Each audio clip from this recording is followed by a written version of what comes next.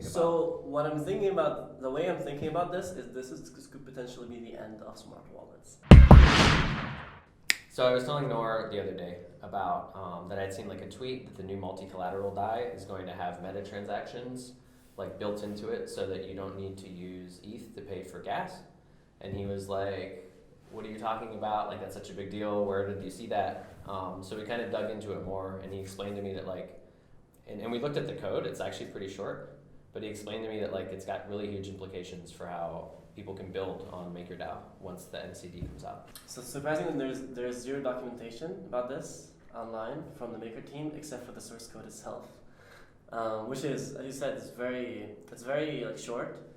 So what I really like about this a lot is the fact that it's so unopinionated how the Maker team has done this, and they haven't talked about this at all, like anywhere. They should be really bragging about this because it's probably the best meta transactions that I've seen so far, and it's only like 20 lines of code. Yeah, your first reaction to it was that it was quite elegant, right? It is. Yeah. Because it's very flexible. It allows us or other teams to build meta transactions the way they want, except for Maker kind of like building their own like meta transaction layers and system, etc. They're not going to do that. They're going to allow us and the app developers to take the role of. So real quick for people who are like first introduced to meta transactions, like what is that? Like just like at a high level first. So meta transactions are a way for you to delegate transactions to someone else for them to pay for your gas fees. That's Okay, basically it. So you don't have to pay Ether, but then So which is important for like onboarding and user experience, so that people don't have these clunky steps. It's very important. It's very important to be able to use one token at a time instead of having to worry about more than one token. So, for example, in the case of DAI, you don't have to worry about owning DAI and Ether. You only have to worry about DAI. And so as you said, like that's possible right now in a very different way, and it's currently much harder to do meta transactions, right? Yeah, so meta transactions have been a difficult problem since the Ethereum white paper, and they've talked about it in the white paper about the problem. There was no solution back then, and there have been so many different groups for the past 4 years working on it, until the last upgrade, like the last Ethereum upgrade, the Constantinople upgrade. There's been no solution, and then we've had smart wallets or meta deployments, which is now the only way has been the only way of doing like fully gasless or just meta transactions for DAI or any other token. But now so we've had this in the wallet layer. Now Maker is doing it in the token layer. Right. So it's native in the token itself. So we don't have to kind of create workarounds such as smart wallets, which have other trade-offs such as cost or gas costs, etc. So this is much better in terms of gas cost, in terms of usability, in terms of even smart wallets also have storage, negative externalities to the Ethereum blockchain. So all of these trade-offs are gone. Only in the case of DAI itself, though. So not in other tokens. So I'm curious what you see as potential like use cases for this, like things that we haven't seen built yet, or maybe things that are built that could be built better.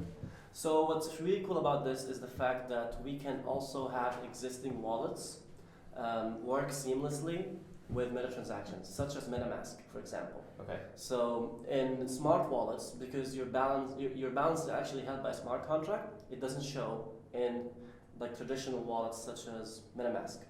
But now we can do meta transactions and also have your balance show up as you would normally see in MetaMask without even the MetaMask team doing anything. So integration with existing wallets is going to be so much easier than it has been with smart wallets, because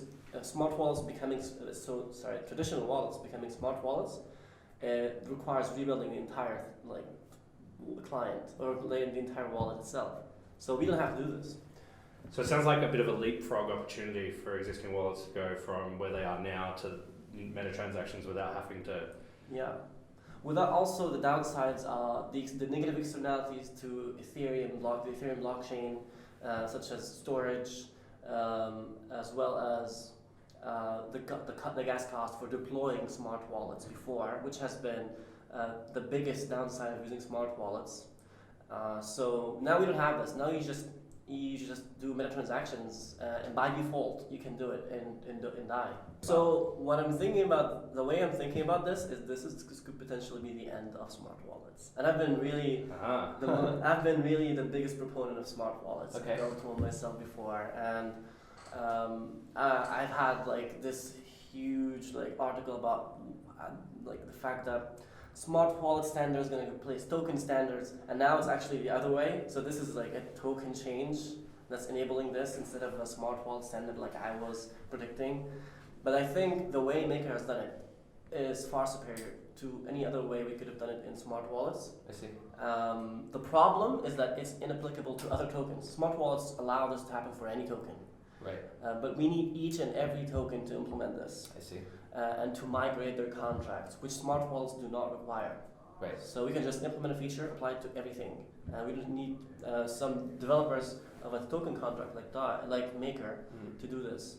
So for context, you built MetaMask. Is MetaMask a Metacash. Sorry, Metacash. Is Metacash a smart wallet? Yes. Okay. So and then I remember too when we've used it, like the very first time you use it, it takes a long time and it costs more money because it's doing that whole setup process. yeah, exactly. So that's something that's not that's not going to be in the next built-in meta transaction feature of Maker of multi-collateral DAI. Right. So we're not going to be deploying smart wallets because we're not using smart wallets. In smart wallets, first you have to deploy a smart wallet contract per user, and this is why it's so expensive in the first transaction, because you have to deploy it, and then you can interact with that contract later, which is a lot less expensive. So, and also, as I said before, this is horrible on like a macro level for Ethereum itself, because it's going to fill Ethereum with redundant contracts, which we've had ways to reduce. But again, still, it's going to be very redundant. Using something like this, there are no more contracts that need to be deployed. We can also replace every feature of smart wallets, specifically for DAI, using using singleton contracts instead of smart contract wallets. So we can have a single contract, kind of become a controller for all user funds, using meta transactions, and offer the same experience of smart wallets, but so still being able to do like account recovery and all those other sort of functions, but at the token level. Exactly. So we can do account recovery. We can even create all kinds of very sophisticated recovery systems like Gnosis Safe, for example, or Argent maybe. So we can do all of this using the coming feature in DAI, but only for DAI. So this is the limitation here. Smart wallets have no limitations in terms of the tokens they can integrate with. But I think like this is fair because DAI is really, at least for many use cases, DAI is the token that needs this feature the most, because you don't expect the average person using DAI as a stable coin to be as the same sophisticated user using other tokens. So I feel like this is an acceptable limitation. So there are really crazy ways of using this feature. So for example, you could something you could do, because you can give this feature allows you to give another contract complete control over your account using meta transactions. So you could like give this control and then destroy your private key, and then allow this private key to do whatever it wants, or have allow this contract to control your funds and implement any kind of recovery system you want. So you can, for example, instantiate a wallet or create a wallet using a private key, and then destroy it after you give ownership to that contract, and then add that contract. There are other keys that you use. Right. And then you sounds like it makes way for like managed financial services to be able to control your DAI for you on your behalf, and you'll be able to pull the pin on it and things like that different times. So you can create limited privileges for other agents to control your funds.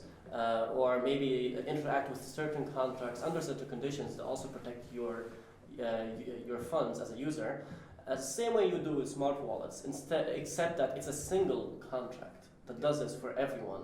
So we don't have to create this redundancy and these additional costs for users. And it feels like this is how it should have been for a long time. We've been excited about MCD, multi-collateral DAI.